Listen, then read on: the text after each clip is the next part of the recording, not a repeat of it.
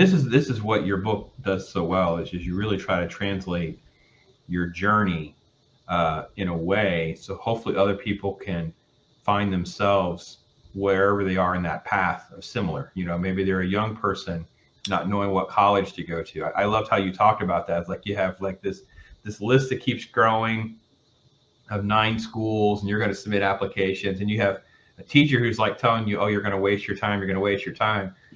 That was one of the best things. I actually stopped reading and just kind of just let that sink in. I was thinking about my own life. I was thinking about my own journey.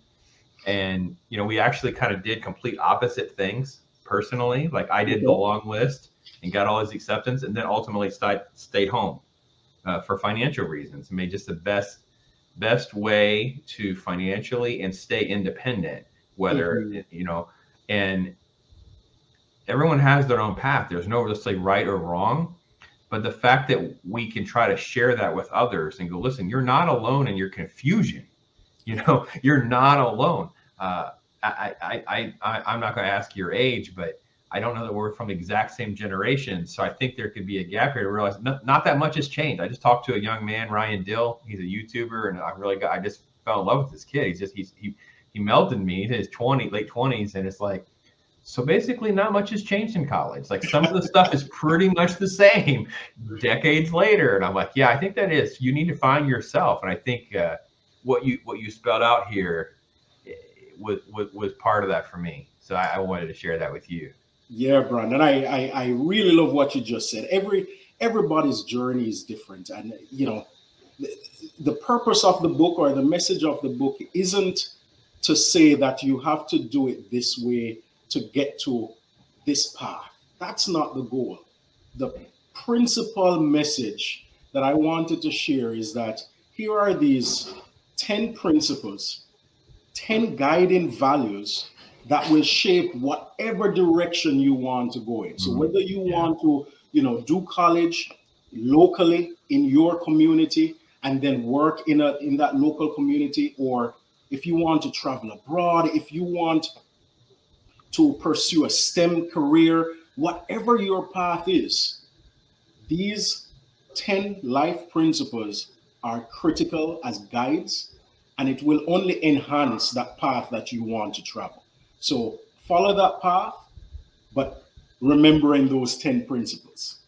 Yeah, absolutely. Absolutely. And one of the things that you really tap into, because you're coming at this from 2 different angles. You're coming at it from your academic experiences, which is kind of pushing you down a career path. Yep. And you're also contrasting that with your passion for sports, your love of tennis. And then you also have this underlying theme that's threading all of it together with your faith and your morality and all of that. With the sports example, I think one of the areas you really hit the nail on the head was we were talking about a lot of self-control with our emotions and feelings. And society right now is in, like, to me, this is the backbone of a culture war where it's informational versus an emotional reaction. And they're constantly butting heads.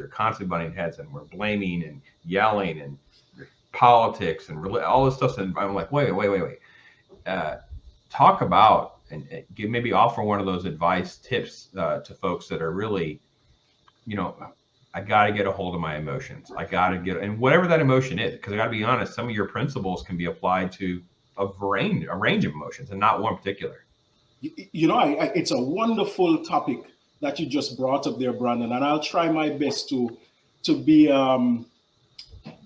creative in how I respond to your question. So what I heard was there's a lot of division. There is always an opposing view to life situations. Whether you're talking about politics, there's always the left and there's always the right. Whether you're talking about education, there's always the scientific side, but then there's also the artistic side. And, I've also lived that experience where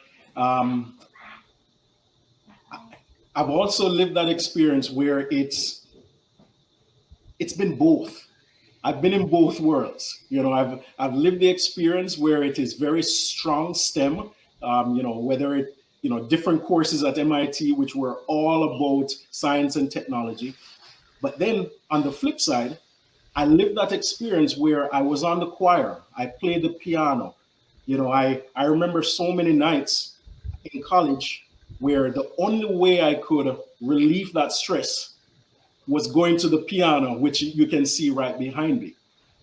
So the advice that I would share after living those experiences of living in opposite worlds, the advice that I would share is that image you can see above my head right now.